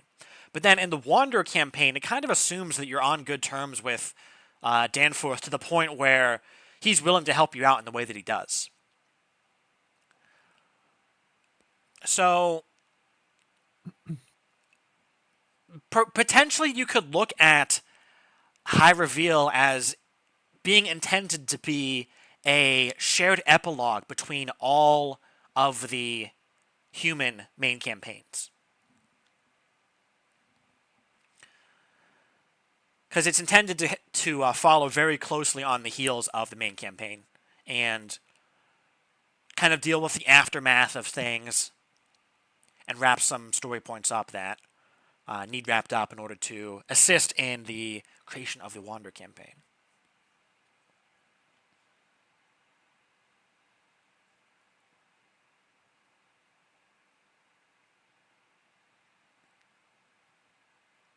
Alex says Checkmate needs help, in my opinion. Yeah, I'm going to work on it. Definitely going to work on it. It's like reworking parts of the Checkmate route is like was one of my main intentions of reworking Free World's campaign as a whole. Or not really as a whole, but going through the entire thing.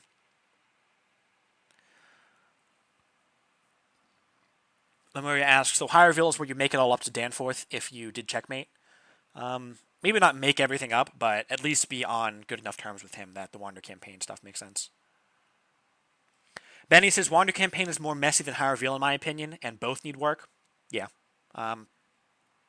Wander campaign isn't, I wouldn't say it's messy, but I wouldn't say it's messy. yeah, there are definitely things that can be improved upon.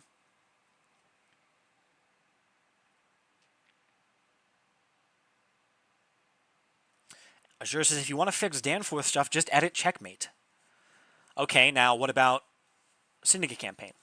And Republic campaign. And Pirate campaign, if that happens. And Independent campaign, if that happens. I don't want to say that every main campaign has to have you end off with or on good terms with Danforth. If a campaign doesn't give you a good relationship with Danforth by the end of it, then High Reveal can be there to pick up the slack on certain story points. That's part of the idea. Yeah, Alex answered it. Hector says the human campaign is what introduces you to the gameplay and lore elements of Endless Sky. It introduces you to the different human factions, to the Pug, Korg, and Korth, sets up plot hooks for you to follow once you finish the campaign, teaches you how to interact with Endless Sky as a game, teaches you about boarding, plundering, scanning, etc. It introduces the player character with most of the important characters that they will need to know for future campaigns. It's the one big main thing that everything else builds off of. I guess that being an explanation for why it's considered the main campaign and not just the first campaign. But yeah.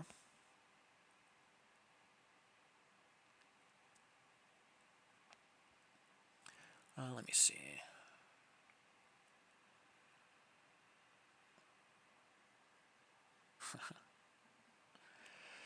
Yeah, Lemuria says, become buddy-buddy with the Alphas campaign. And Benny says, MZ planned that, but Warps' plan seems a bit generous for had the idea of doing it. Yeah, MZ's original intention was to finish the Wander campaign and then start doing an Alpha campaign, where the Alpha campaign would be... it sounded like it would be big, because the idea was that it would bring you through the events of the main campaign, but also continue very directly on into the Wander campaign. So it'd almost be like 2 campaigns in one.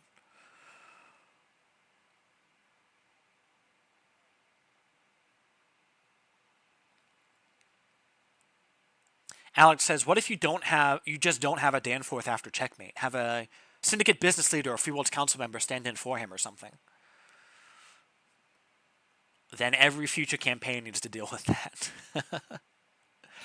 We do want branching within campaigns. We do want alternative endings, but at the same time, we don't want the game to be able to branch so much that you need to have like a PhD in Endless Sky story history to like make new campaigns that branch off or that continue on from previous campaigns. We want to keep the number of things that are majorly different between different campaigns to a minimum. That way, it's actually easier to make new content on top of what already exists. Now, we potentially could have storylines that can only ever happen if you made very specific choices in a storyline. But the problem then is that I guess this is kind of part of the issue is with how this is a community developed game. It's a hobby project. We don't have the resources to be able to make enough content to justify having super heavy branching in the game. Because what's going to end up happening is you're going to have one branch or like one very specific set of choices that the player can make that has a lot more content than the rest. Or we're just going to have an even bigger problem than we have right now, where we have a bunch of unfinished content. Everyone's going to be like, "Oh, I want to finish this set. I want to continue on from this set of choices or this set of choices," and everyone starts making their little storylines that continue on from a very specific set of choices, and they're all going to be unfinished, and it's going to spread us very thin in terms of what we can work on, because we will want to have every section of the game have very similar levels of content to it. So it's a very deliberate decision on our part to not have things branch super heavily.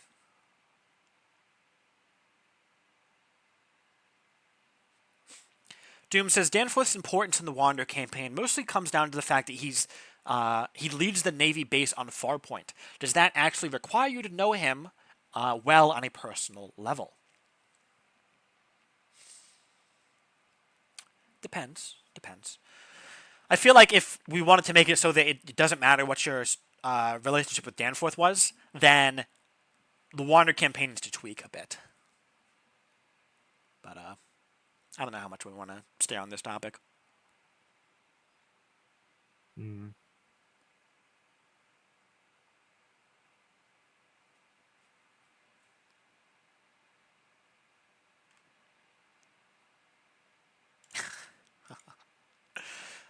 Saturn asks, in all seriousness, is there any plan for a money sink so the player doesn't just infinitely gain a lot of credits? And Doom says, if you want to stop making money, you can just not. Don't. a lot of the... So the idea is not to not add too many restrictions to the player. I would invite you to give yourself restrictions. For example, I don't like having a massive fleet. So typically, I'll only have my flagship or a few extra ships with me. Now, sure, the game doesn't stop me from having 100 ships in my fleet, but I don't like to play the game that way, so I just don't have a massive fleet. And if I have enough money, then I just don't make more money. Like, I just stop capturing or hauling cargo or grabbing every job that I can find that pays out massive amounts of money. And I'll just kind of coast on what I have until my crew salaries start digging into my credit reserves, or I need something new, in which case then I'll go make more money. But if you're like always making money, then like trying to maximize how much money you make all the time, then yeah, you're gonna end up with a lot of money. But Yeah. I A don't lot of really it know is if because of it's that, yeah. because of big fleets, and or you're like you're not doing the next mission in the storyline, or maybe you haven't found it yet. And what you do for the next 20 minutes is just space truck or capture and sell ships. Of course, you're gonna get a lot of money really fast. So if that's Yeah. the only thing that you're doing, so like restrictions, like you were saying, yeah. Yeah, Will says I used to prefer flying a single ship. I'll have to see if that still works. It should. If it doesn't, either one skill issue or two, we need to rebalance the missions a bit. Yeah, there's some things that could be bound still. Yeah, So the Wanderer campaign is definitely on the tougher end definitely, of yeah. single ship combat.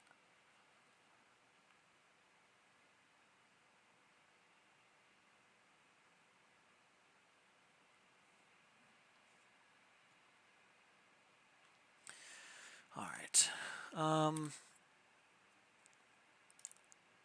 Moving on, I suppose. For how long do pull quests tagged with waiting on OP stay open before being closed for inactivity? I know Sonic has opinions on this. I mean, I won't say it was explicitly stated, but generally, if something's been away for a month, we kind of nudge them. Go, hey, what you doing? Benny says I'd close half the pull quest if I could. Yeah. After a month, it's kind of send a message to them, see if they respond, and 2 to 4 weeks later, so up to 2 months, and it's kind of like, oh, if they don't respond at all, then we'll close it. Yeah, we're not super strict on that though. Yeah. We Sometimes it's up to potentially three. could be, Sometimes, but yeah. I Yeah. I feel feel like like it could be it's a little bit more. I don't know. yeah. Given the fact that we're able to generally keep up with the number of pull quests that are opened, um, I feel like we don't have to be strict with closing stuff that's been around for too long. Now, Yeah. the main thing is that a lot of those pull quests that are open and waiting on OP, we would like to actually see done.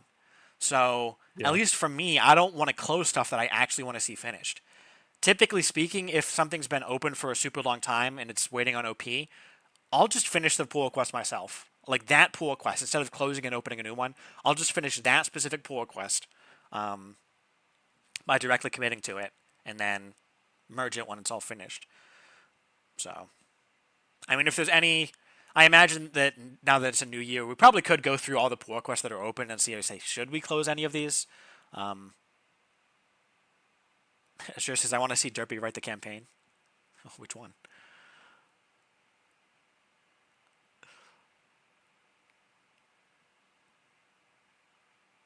The campaign, says Iraqi. Okay, that narrows it down.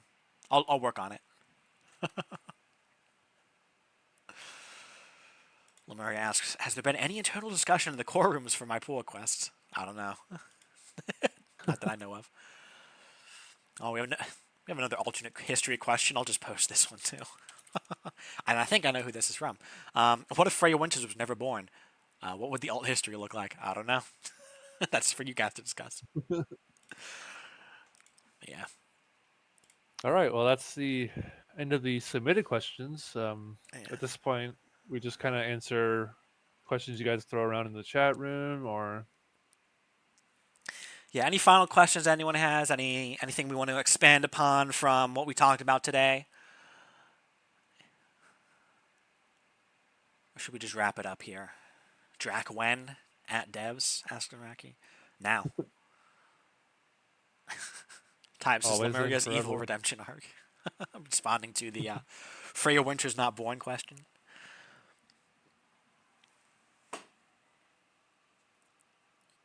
Saturn asks, what are your opinions on Doom's pull quest?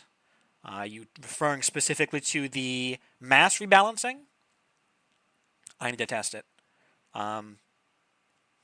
Concept-wise, I like it. I endorse it. Execution-wise, to be determined. At close, says Benny. Sorry, what was the question? Uh, Oh, Doom thoughts Spirit. on Doom's mass rebalancing?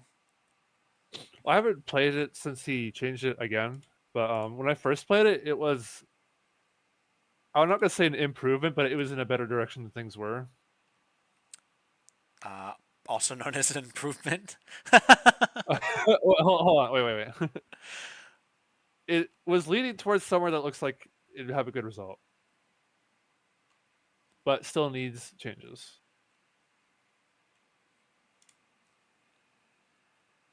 I don't know what the heck you call that, but improvement. When are we renaming the Korth again? Asked Azure. Unlikely. I don't know. We'll see. Alex asks, what do you think about my Build-A-Mine mission string? Don't know. Haven't read it yet. I'll get to it. As with all things, I will get to it. It's still in draft. So, should I review it? If it is still considered a work in progress?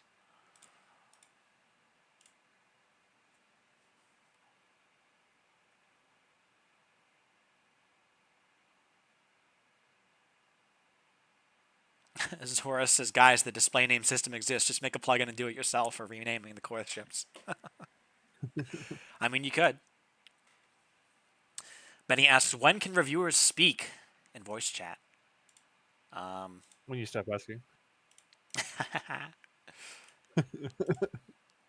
Maybe you could always speak and you just didn't know it. Yeah. Araki asks, prediction on what pull quest number 10,000 is going to be.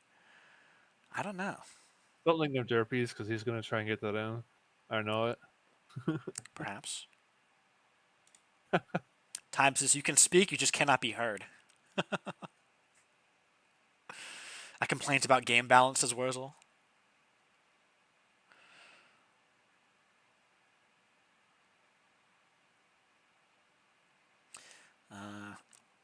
Arkin asks, how does one obtain the variant of the 621 that also has 6 drone bays?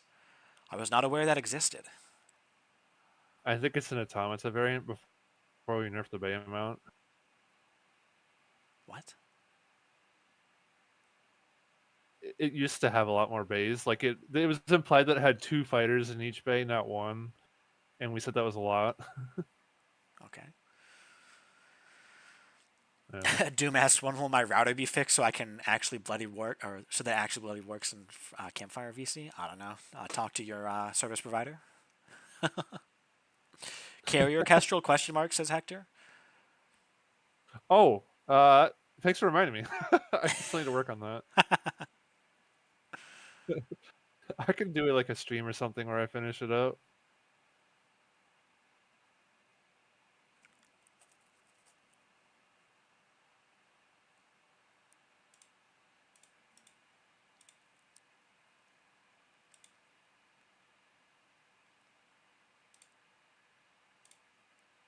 Plans for Shala areas? We'll look at that probably next update as we continue the pirate expansion.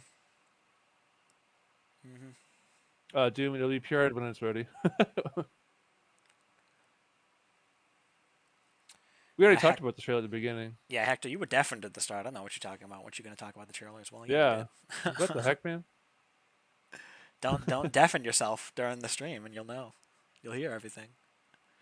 Hector has an ult, says Benny. Hector L, says Hector. How many bays is the carrier Kestrel? 6. No details, sad face, says Benny, on terms of the Shala plans. My idea for, if you want some details, my idea for Shala is similar to Thule / Men. We want to add more systems behind it, but I would be interested if the extra systems were also connected to Bloodsea and Albatross, because that would actually give you a region that not only could you move around in as a pirate, but you could also have 3 points to exit from it. Because right now, the extra systems we added to behind Men, well, there's still only one way in and out, and it's through Men.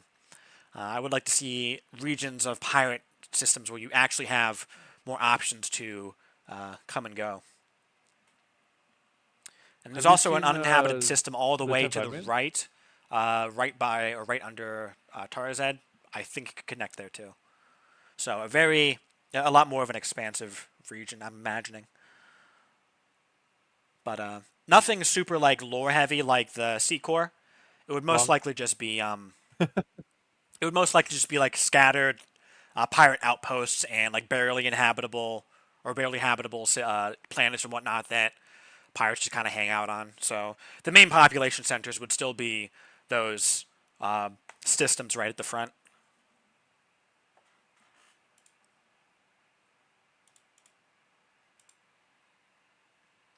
Like this, he asks. A Have you seen it? bit more expansive. Connect to All Seder right. as well, and slip under Oh. Han to connect to Antares. Oh, I see. All right. So, and maybe even more systems beyond that, not just like a small string, but like clusters you could move between. Hmm. We'll get to that. Crony says, "Can't wait to enslave kids." Yo, new pirate content just dropped. You can have slaves as crew members. No, Oh no. they yearn for the mines. He says, "What in the build a mine string?"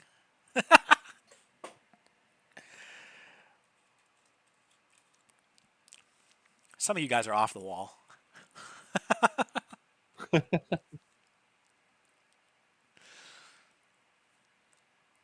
Hi, I'm Chris Hansen from CBS News. From Dateline.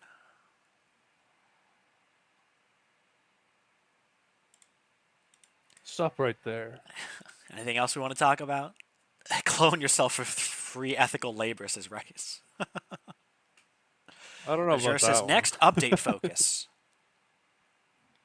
I don't know. We'll find out. Should we? I guess not them. Avgi, he says. Do I you think we mean, want to talk about it? so, at least for myself, I'm at least right now. I'm not generally planning big things like, oh, this update is going to be this focus, and that update is going to be that focus. It's more so like, what's the next big pull request that the owner is active and we can get the ball rolling on things. And really, there's generally like actually multiple focuses based on like what multiple developers are working on. Tybe asks, what's the progress with the documents? Still in progress. Not really. We haven't been moving Yeah. on any of that recently, but we would like to start to get a few more of those types of things out there. Doom asks, unfettered campaign for 0.10.7? Potentially. Most likely, yes, actually. Maybe not the campaign pull request itself, but at least some of Hurl's unfettered content we would like to get through. Because I think we said, like this update is pirates Sorting and out the pirate some stuff. mining stuff. Maybe not Gegno. We'll see what we get on that. That could very easily be slid into the next update. But then next update, with if we have the pirate stuff behind us, that most definitely opens us up to looking at unfettered stuff. Yeah. Definitely. Well, we don't want to like take a break in the pirate stuff too. I like to keep pushing it. Mm-hmm. Like we're not just gonna add these men systems and then okay, that's some new pirate stuff. We'll get I back want to to start that. like adding little next bits here and year. there. Yeah. Won't be all at once though. Yeah. But it'll be bit by bit. The lookers, the observers, the stalkers, the seers, the watchers. They may I don't know. We'll figure out when we want to add those. It's whenever I feel like it.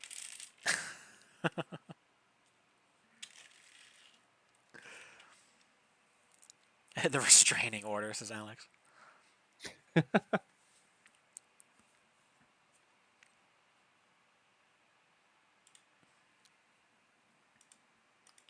Walter Whites, says Iraqi.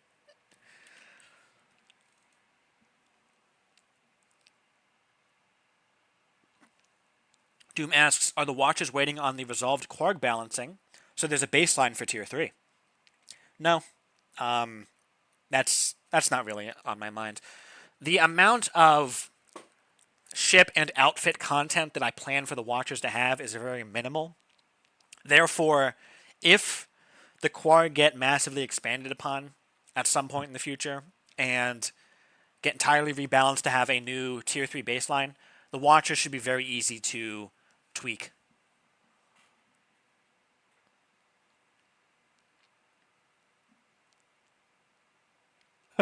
Yes, thank you, Benny, for announcing that Todd Howard is joining the Endless Sky developer team. We will have 16 times the detail on all ships as of version 0.11.0. Yeah, you'll have to get computers at least twice as good as what you have now. Arrakis as fuck stole my joke. Yeah, our ships will have 16 times the Hell. detail. He said it too. And 256 planets? I think we already have more than that. I at least know we have more than that many systems.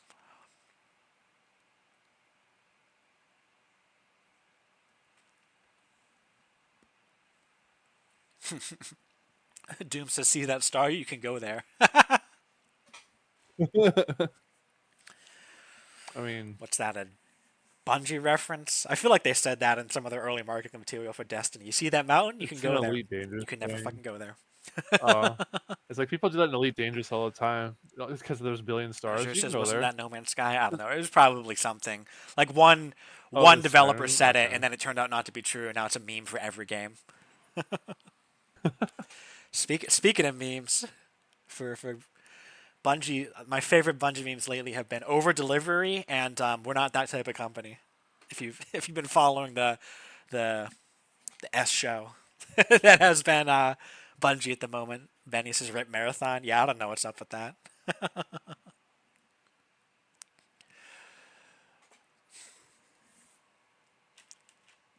Why can't you do XYZ? Oh, that would be an over delivery. We're not that type of company.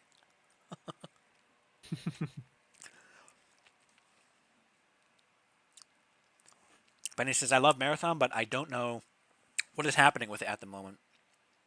Well, the new Marathon game is not going to be like the old Marathon games at all.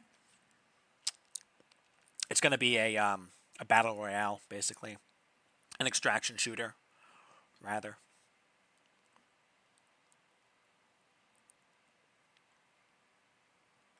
I sure asked, when are we getting Chorus chat? How about right now? Um, Huh?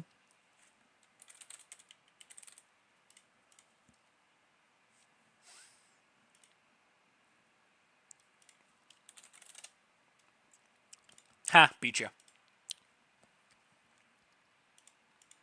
Well, there you go. Stop asking.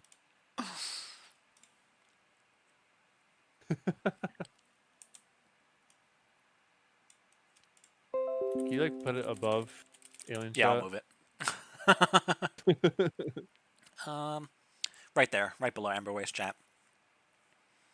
There, cool.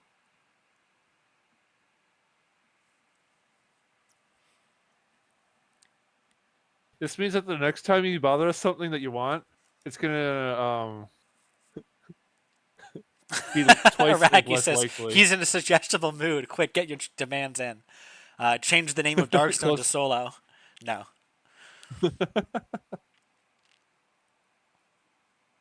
Hector says, does that mean no to a project room? I mean, we could have both.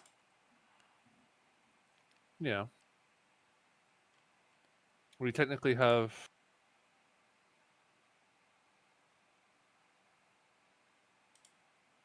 sorry, Bryn. We technically have pirates, even though that's technically Island Sky and Cat Chat, and we technically have Korg, which is technically Alien Chat, so could.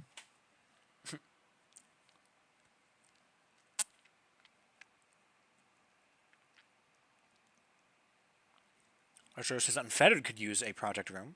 And Harold says, I'm down for it. We'll see. We'll see.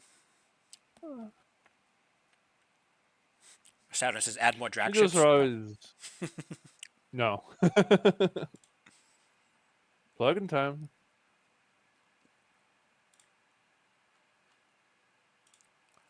All right. I think we can wrap this up shortly. Yeah. A reminder for We can those of who course were not bet. here at the start, we will be publishing the game on GOG as of the next update. Yes, sir. So, along with the creation of the new trailer.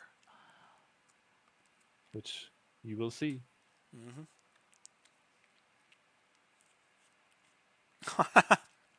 The Dangus says add a soundboard button. It's just make a plugin.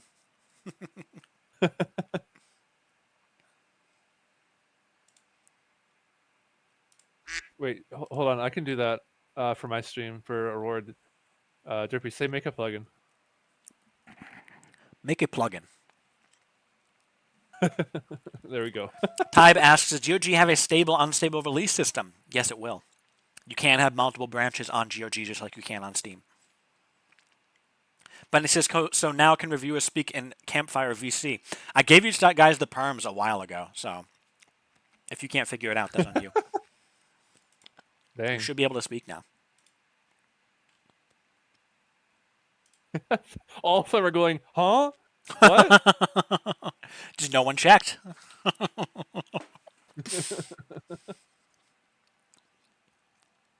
Stop trolling, as he says. Or I guess he did, and he's just pulling their legs. I saw Doom. Doom was unmuted.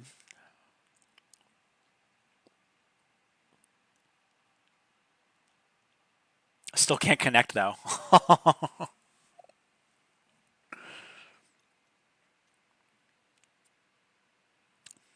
Hector says, one thing about GOG is that it will probably be behind Steam in terms of versioning, since we have to submit our builds to GOG and then wait for them to do the release. So it'll probably be a few days behind Steam whenever a release occurs. That's good news. Well, not good news, but good to know that now, rather.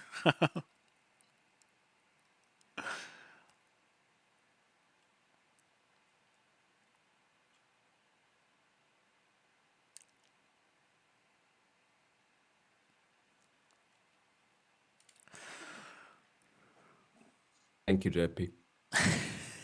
You're welcome.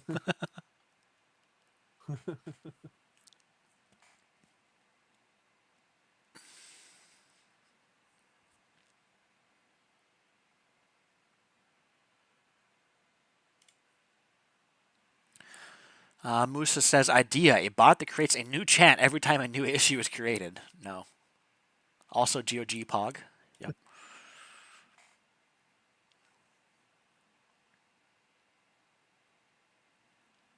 Yeah, I'm not sure why any of the reviewers aren't figuring this out, because I'm looking at it right now. You have speak perms. We do. Yeah. I'm not sure what to do with this power. Well, hey, you asked for it. Abuse it. No. So I didn't think I would get this far. Map rework channel? No.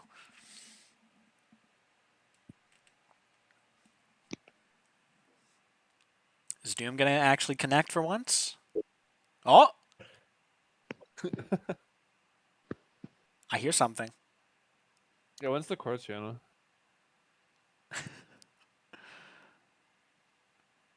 That's gonna be a meme from now on. Harold says you literally just made one person able to speak to troll us. No, I gave it to the whole roll. Viewer rights. We have powers. Favoritism, says Alex.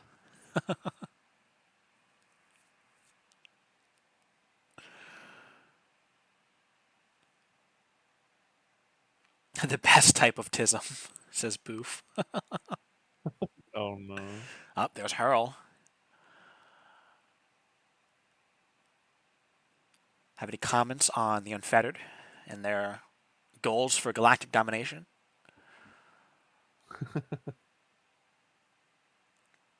He says he has nothing to say.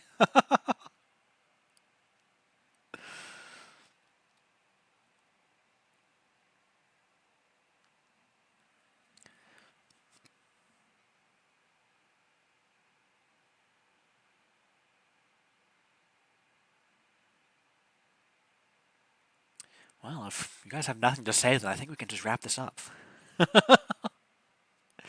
Probably Well, before it gets a little too hectic. yeah, too hectic. Like these guys are they're all introverts. They have nothing to say. How could it get hectic by giving the? It's because we're all suppressed. They won't let us work on anything. They keep closing my PRs before I can actually start them. Delver says introverts feeling called out right now.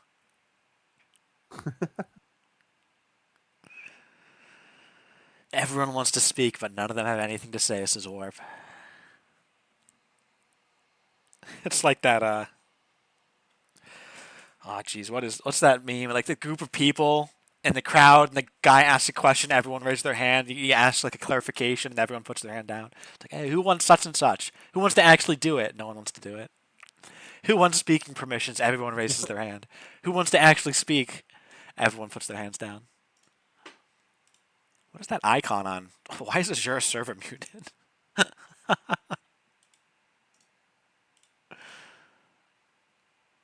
Let Lamau what he says. I can't even. He can't speak anyway. No, he can speak even less.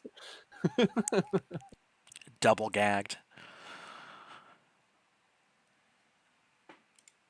All right, well, we're just messing around now, so let's wrap this Anyway. up. Yeah. So thank you, everyone, for coming to our 6th Campfire Chat. A reminder that we do these the first Saturday of every month, so that means the next one will be February 3rd. In other news, we will be releasing the next update on the 27th of this month, so 3 weeks away, along with a new release on Steam. We will also begin releasing on GOG, so have that to look forward to. Hello, is this working? It is. It is. We can hear you, Doom. Oh, hey. I don't have anything else to say, but there you go. Well, he got a word in at the very end, so I think we'll leave it off there. Hey, Doom, how fast does the Falcon? How does the Falcon go with atomic engines that's in your PR right now? Why not ask that on the PR? I don't know that off the top of my head. Well, all right. Well, we're close it. Anyway, I'll see you all next time. Adios. Yeah. See you guys.